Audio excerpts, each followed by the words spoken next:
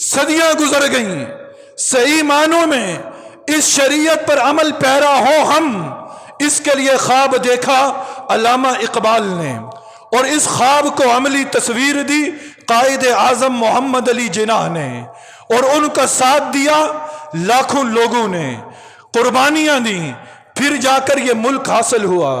یہ ملک کا حصول کیوں ہوا؟ یہ ملک ہم نے کیوں حاصل کیا؟ شراب پینے پر پابندی تو انگریزوں کے دور میں بھی نہ تھی،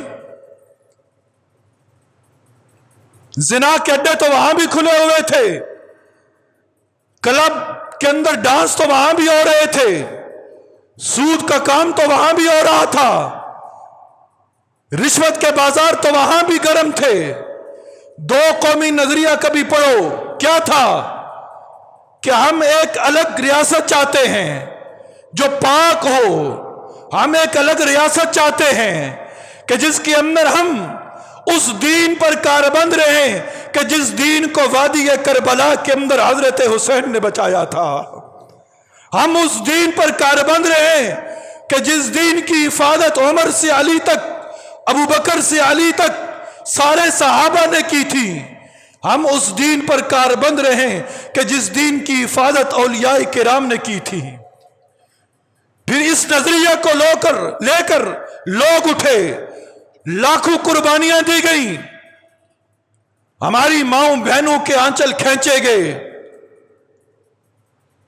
عورتیں بیوہ ہوئیں، بچے یتیم ہوئے، سہاگنوں کے سہاگ اجڑے، پھر جا کر یہ ملک حاصل ہوا ہے۔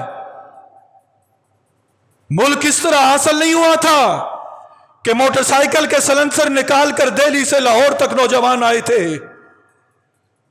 نانا، یہ ملک اس طرح حاصل نہیں ہوا کہ امرتسر سے لاہور تک نوجوان بھنگڑے ڈالتے ہوئے آئے تھے، یہ ملک اس طرح حاصل نہیں ہوا کہ دہلی سے لاہور تک ہماری بہنیں برہنہ لباس کے اندر آئی تھی، نانا، یہ ملک بڑی قربانیوں سے حاصل ہوا، میری بہنوں کے آنچل کھینچے گئے، کنووں کے اندر پانی نہ رہا تھا، کنووں کے اندر صرف لاشیں ہی لاشیں تھی، اور کن کی لاشیں تھی؟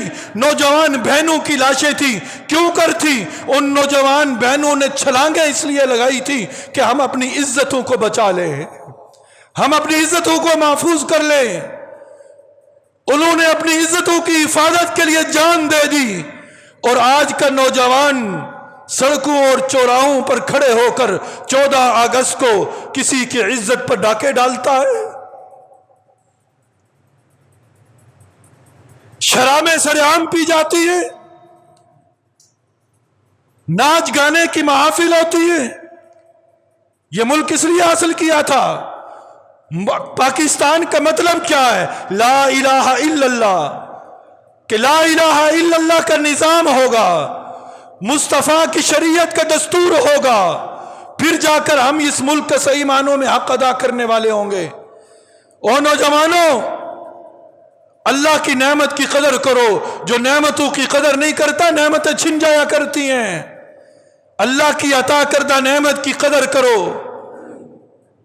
نعمت کی قدر اسی وقت ہوتی ہے جب نعمت کی پہچان ہو۔ اس نعمت کی قدر منزلت پوچھنی ہے نا، جاؤ واگا بارڈر پہ، پوچھو واگا بارڈر کے کسی پرانے بزرگ سے کہ ہمیں بتاؤ تم عرصہ سے یہاں رہ رہے ہو، پاکستان جب بنا تھا کیا حالات تھے؟ پوچھو ان بزرگوں سے کہ پاکستان کن حالات کے اندر بنا تھا۔ پوچھو لاہور اسٹیشن سے جا کر، راوی سے پوچھو کیا مناظر تھے۔ لاہور کا ریلوے اسٹیشن بھی کہے گا کہ اس دن جو ہے نا میں زندہ انسانوں کو لے کر ٹرینیں نہیں آئی تھیں بلکہ جلی ہوئی لاشیں ٹرینوں کے اندر آئی تھیں۔ راوی کہے گا میں صاف پانی نہیں لے کر آیا تھا، میرے اندر بہتا ہوا انسانی خون تھا۔ ظلم کی انتہا کر دی گئی تھی، لیکن ہمارے بڑے قربانی دینے سے پیچھے نہیں ہٹے، کیونکہ وہ جانتے تھے کہ ہم قربانی دے دیں گے، ہماری آنے والی نسلیں جو ہے نا وہ آسانی کے ساتھ نماز پڑھیں گی، روزہ رکھیں گی، زکوٰۃ دیں گی، حج کریں گی۔ انہیں کیا پتا تھا کہ ہماری آنے والی نسلیں 14 اگست کو फहाशी की तमाम तर हुदूद को पामाल कर जाएंगी।